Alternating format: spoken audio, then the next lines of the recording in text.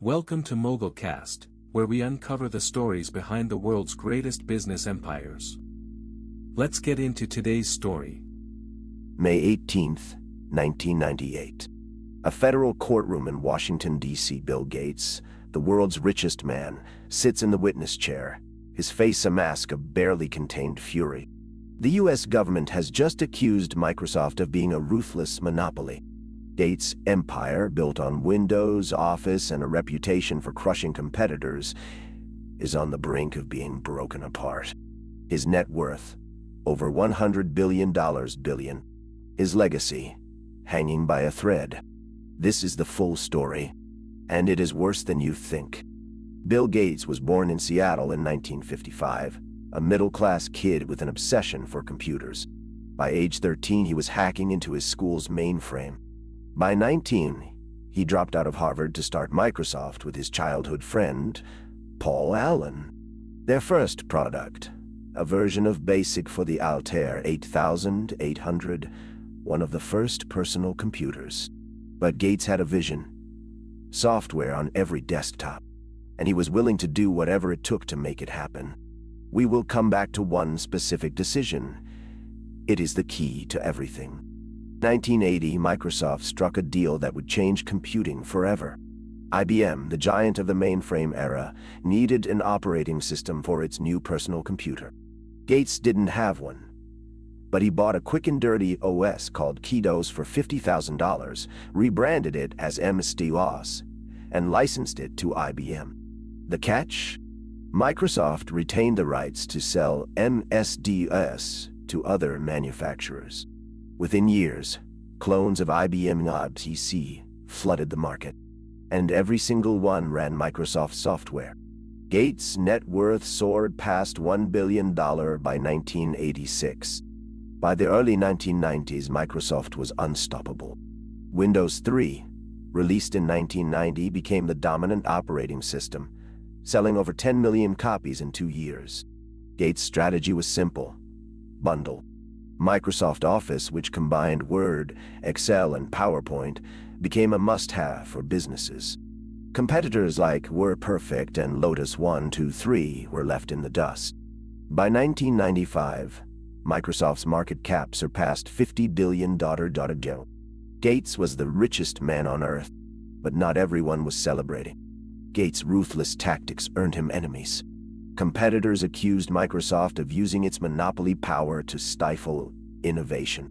In 1994, the U.S. Department of Justice filed an antitrust lawsuit, alleging Microsoft was engaging in anti-competitive practices.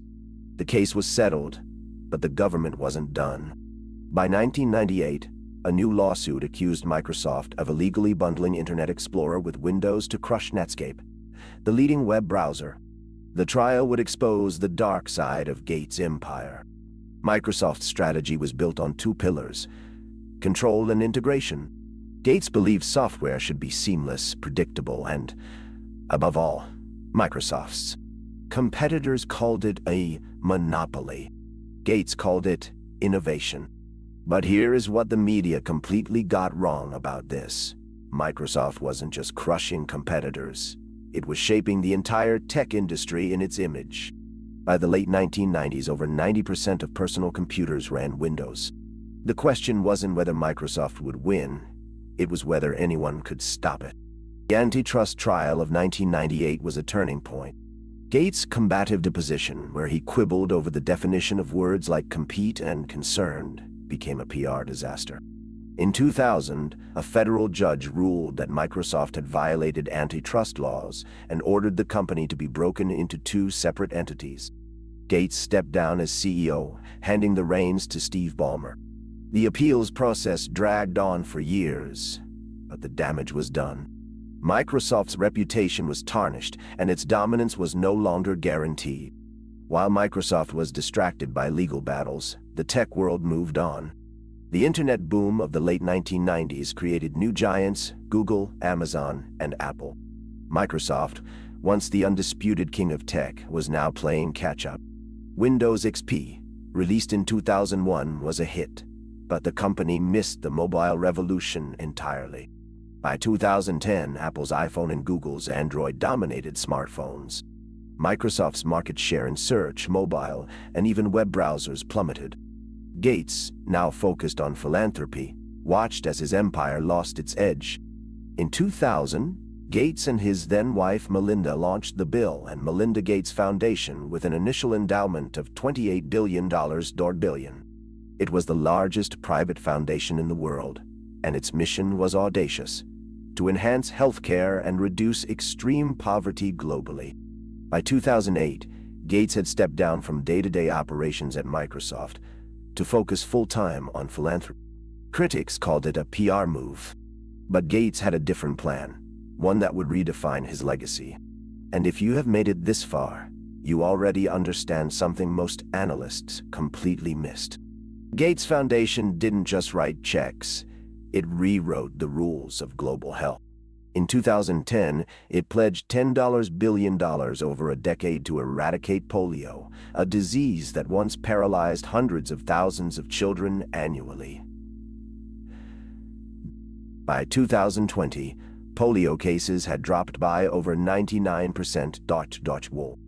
The foundation also funded the development of vaccines for malaria and COVID-19, saving millions of lives.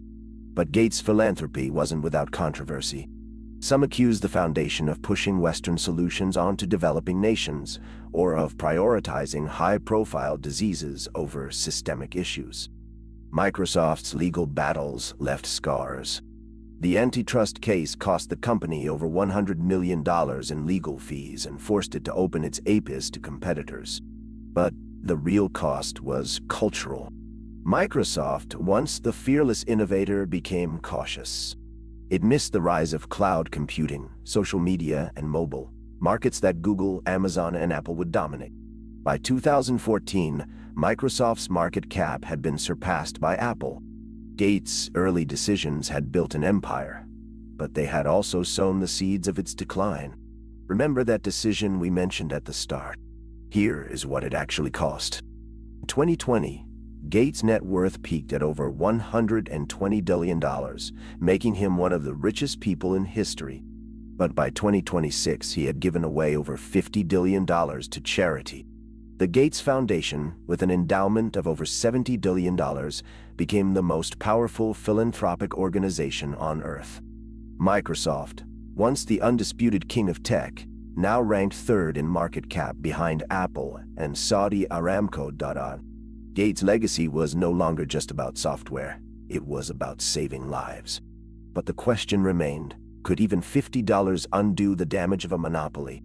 Bill Gates' empire in numbers: $120 billion peak net worth, over $50 billion donated to charity, 90% market share for Windows in the 1990s, then 1,600 competitors crushed or acquired, $100 million spent on antitrust legal fees, 99% reduction in polio cases since 2010.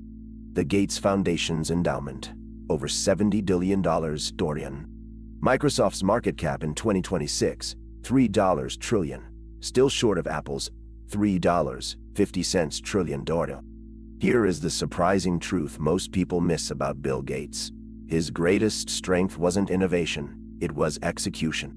Microsoft didn't invent the operating system, the spreadsheet, or the web browser, but Gates perfected them, bundled them, and sold them to the world. His ruthless focus on control built an empire, but it also blinded him to the next wave of tech. The lesson? Dominance is temporary. The moment you stop innovating, someone else will take your place. If you want to understand how this pattern repeats across every major business empire, how dominance leads to complacency, and how complacency leads to collapse, the next video covers a story with disturbing parallels. That one is next. That's the story for today on MogulCast. If you found this valuable, subscribe and hit the bell. A new empire story drops every single weekday. See you tomorrow.